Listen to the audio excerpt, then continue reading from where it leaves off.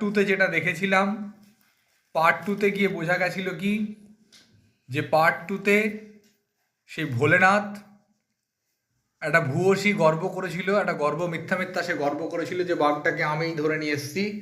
আর সেই খবর চারিদিকে ছড়িয়ে যাওয়ার পর রাজা খুব খুশি হয়ে ভোলানাথকে তার সৈন্যবাহিনীর প্রধান সেনাপতি বানিয়ে দেন এবং তাকে একটা সুন্দর বাড়ি দেন। তারপরে কয়েক মাস কেটে গেল।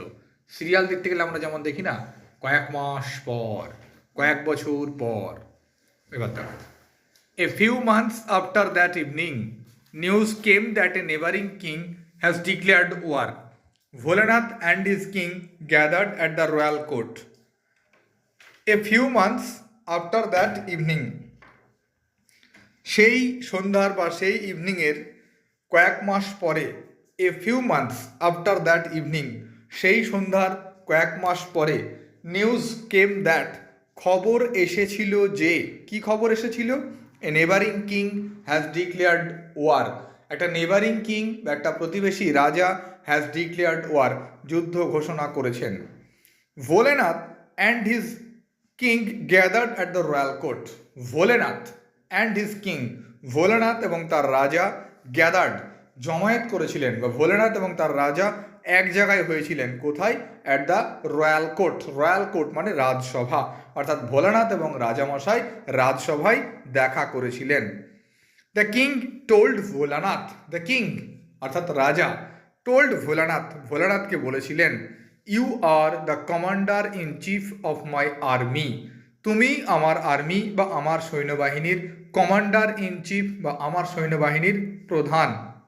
আই এন্ট্রাস্ট ইউ, আমি তোমাকে দায়িত্ব সঁপে দিচ্ছি বা আমি তোমাকে ভরসা করছি। কিসে ভরসা করছি? With the duty of protecting my state. কিসের দায়িত্ব দিচ্ছি? With the duty of protecting my state. আমার স্টেট বা আমার রাজ্যকে প্রোটেক্ট করার, আমার রাজ্যকে রক্ষা করার দায়িত্ব আমি তোমাকে দিচ্ছি। আবার দেখো, a few months after that evening, সেই সন্ধ্যার কয়েক মাস পরে, নিউজ কেম দ্যাট, খবর এসেছিল যে, a neighbouring king has declared war, একটা নেবারিং কিং বা একটা প্রতিবেশী রাজা যুদ্ধ ঘোষণা করেছেন।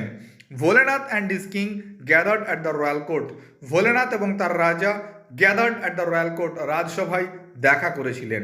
দ্য কিং টোল্ড ভোলানাথ, রাজা ভোলানাথকে বলেছিলেন, you are the commander in chief of my army, তুমি বা আপনি আমার যে আর্মি, আমার যে সৈন্যবাহিনী, সেখানকার কমান্ডার ইন চিফ বা প্রধান সেনাপতি। আই এন্ট্রাস্ট ইউ, আমি তোমাকে দায়িত্ব সঁপে দিচ্ছি, আমি তোমাকে ভরসা করছি। কিসের ভরসা করছি? With the duty of protecting my state, আমার স্টেট বা আমার রাজ্যকে রক্ষা করার দায়িত্ব আমি তোমাকে দিচ্ছি।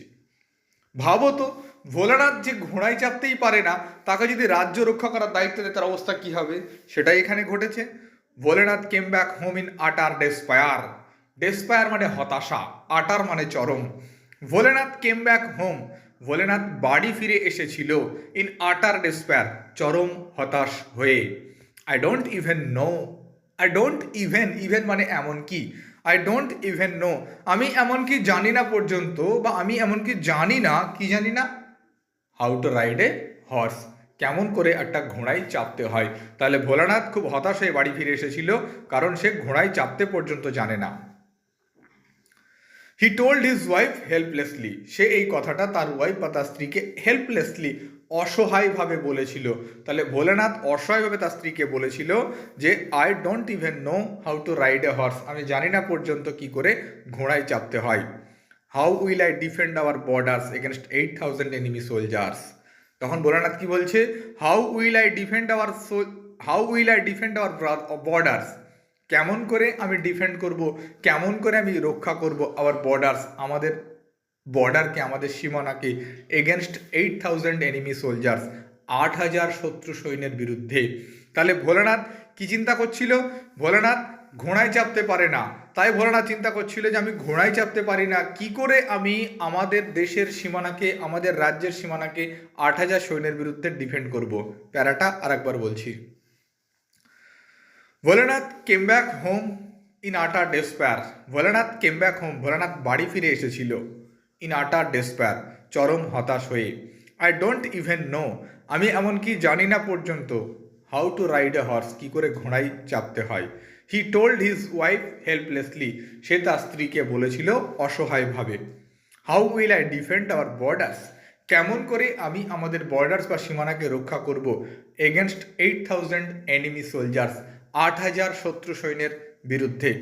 Don't worry, his wife said, I will tie you to the horse. His wife said, তার স্ত্রী বললেন, ডোন্ট ওয়ারি, চিন্তা করো না, I will tie you to the horse, আমি তোমাকে ঘোড়ার সাথে বেঁধে দেব।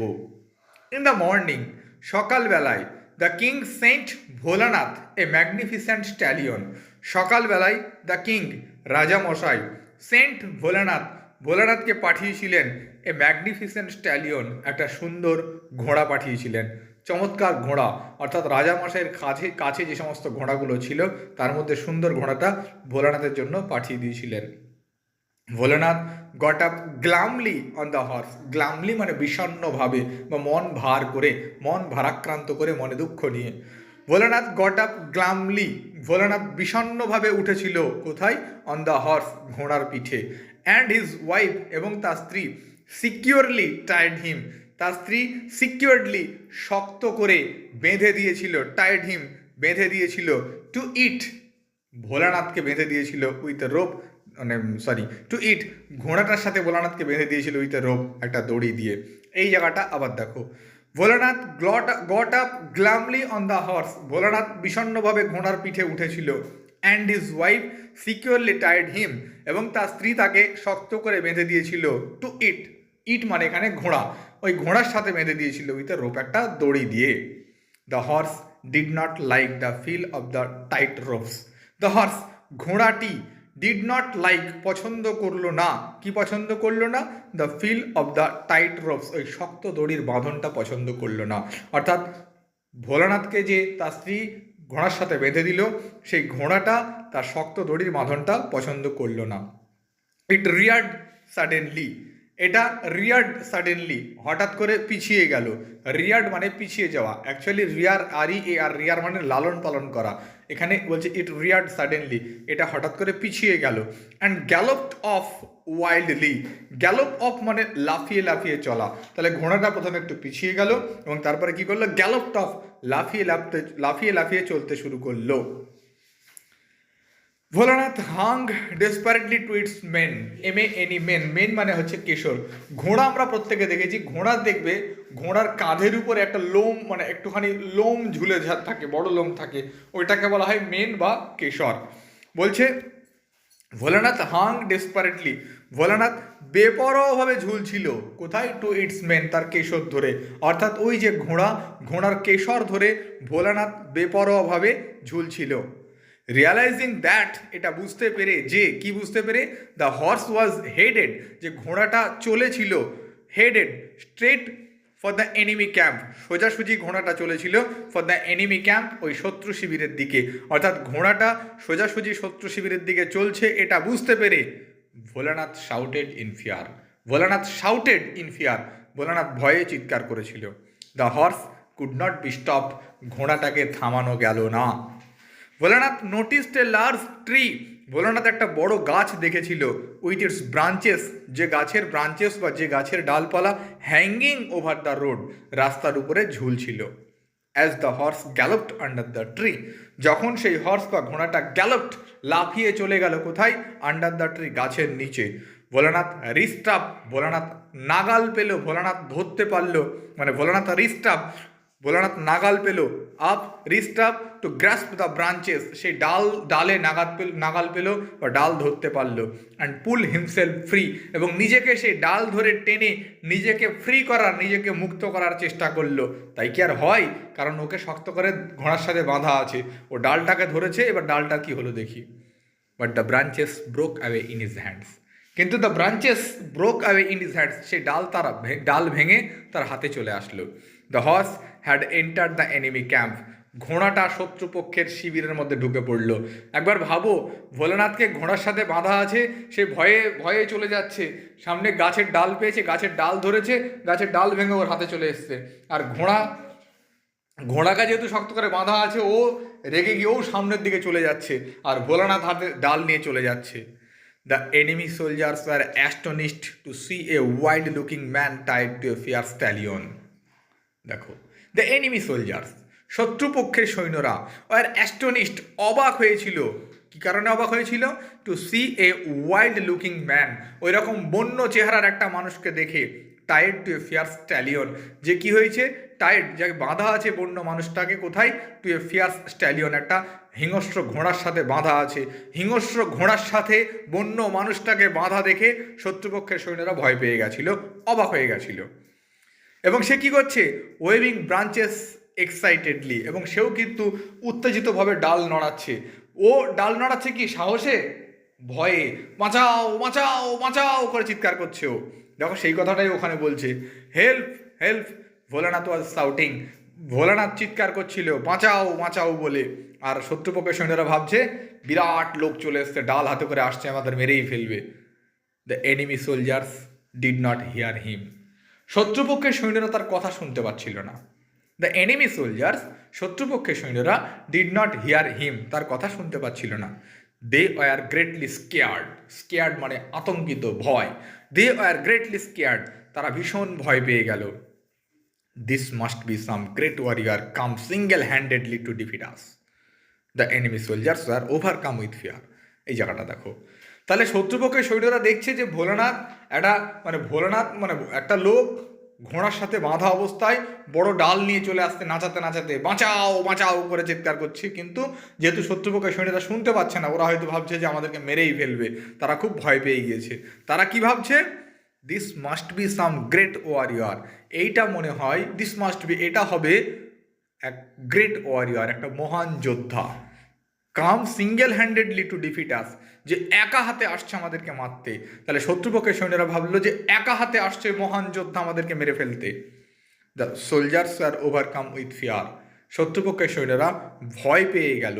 অ্যান্ড ইনস্ট্যান্টলি, তড়িঘড়ি করে, তৎক্ষণাৎ বা তক্ষুনি, র্যান অ্যাওয়ে, দৌড়ে পালিয়ে গেল। উইদাউট পুটিং আপ এ ফাইট, যুদ্ধ না করেই। তাহলে ভোলানাথকে ঘোড়ায় চেপে ডাল হাতে করে ছুটে আসতে দেখে শত্রুপক্ষের সৈন্যরা ভয়ে পালিয়ে গেল। ওরে বাপ রে বাপ, বিশাল বড় এক যোদ্ধা আসছে, একাই আমাদের মেরে ফেলবে, ভয়ে পালিয়ে গেল। Soon the news of Bholanath's great victory spread, soon, শীঘ্রই, খুব তাড়াতাড়ি, the news of Bholanath's great victory, ভোলানাথের এই বিশাল জয়ের খবর স্প্রেড, ছড়িয়ে পড়ল। এভরি ওয়ান ওয়াজ অ্যামেজড, প্রত্যেকেই খুব অ্যামেজড হয়েছিল, প্রত্যেকেই খুব মুগ্ধ হয়েছিল। কী কারণে মুগ্ধ হয়েছিল? That he had defeated his state, that he has defended his state. কী কারণে মুগ্ধ হয়েছিল? যে he had defended his state, সে তার রাজ্যকে রক্ষা করেছিল, অল বাই হিমসেলফ, একা হাতেই, এগেনস্ট 8,000 এনিমি সোলজার্স, 8,000 শত্রু সৈন্যের বিরুদ্ধে সে একা হাতেই তার রাজ্যকে রক্ষা করেছিল। দ্য কিং অ্যাওয়ার্ডেড হিম, রাজা তাকে অ্যাওয়ার্ড করেছিলেন, রাজা তাকে পুরস্কৃত করেছিলেন ইন এ পাবলিক সেরিমনি, একটা সরকারি অনুষ্ঠানে। পাবলিক সেরিমনি মানে একটা সরকারি অনুষ্ঠান, অর্থাৎ রাজা সরকারিভাবে অনুষ্ঠান করে তাকে সম্মানিত করলেন, পুরস্কৃত করলেন।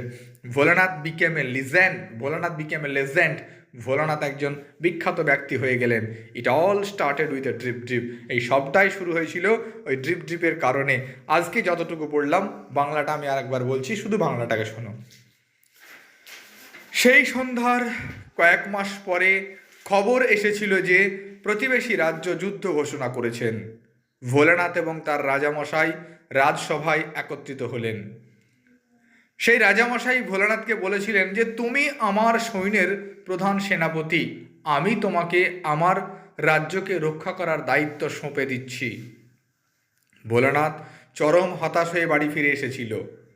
সে তার স্ত্রীকে বলেছিল, হতাশভাবে, অসহায়ভাবে বলেছিল, আমি তো ঘোড়ায় চাপতে জানি না, কি করে আমি 8,000 শত্রু সৈন্যের বিরুদ্ধে আমার রাজ্যকে রক্ষা করব, আমার রাজ্যের সীমানাকে রক্ষা করব। ভোলানাথের বউয়ের খুব বুদ্ধি, বুঝলে? ভোলানাথের বুদ্ধিমতী বউ বলছে, তুমি চিন্তা করো না, আমি আছি, সব ব্যবস্থা করে দেবো, আমি তোমাকে ঘোড়ার সাথে শক্ত করে বেঁধে দেব। পরের দিন সকালবেলায় রাজামশাই একটা ঘোড়া পাঠিয়ে দিয়েছেন, সুন্দর স্ট্যালিয়ন বা ঘোড়াকে পাঠিয়ে দিয়েছেন।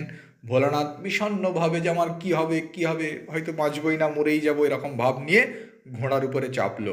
আর তার স্ত্রী শক্ত করে তাকে দড়ি দিয়ে ঘোড়ার সাথে বেঁধে দিল। আর ঘোড়াটার সেই শক্ত বাঁধনটা পছন্দ হলো না, সে একবার পিছিয়ে আসলো, তারপরে সামনে লাফিয়ে লাফিয়ে চলতে শুরু করলো বন্যভাবে, অর্থাৎ পাগলের মতো চলতে শুরু করলো। আর ভোলানাথ সেই ঘোড়ার কেশর ধরে, মেন ধরে ঝুলতে ঝুলতে যাচ্ছে।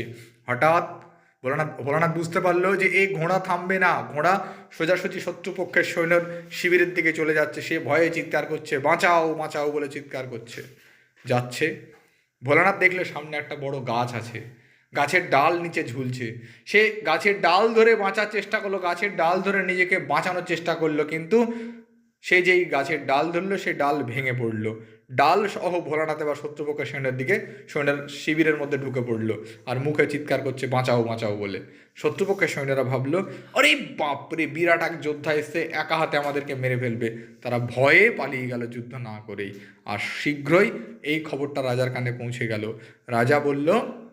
রাজা দেখলো যে না, এই ভোলানাথ একাই আমার রাজ্যকে রক্ষা করেছে, 8,000 শত্রু সৈন্যকে একাই হারিয়ে দিয়েছে।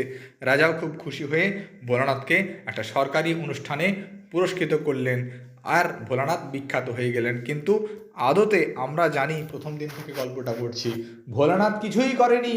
এই সব কিছু হলো কি কারণে? ওই ড্রিপের কারণে হলো। ওই ড্রিপ মানে ওই ড্রিপ করে বাঘ ভয় পেয়েছিল ভোলানাথকে দেখে।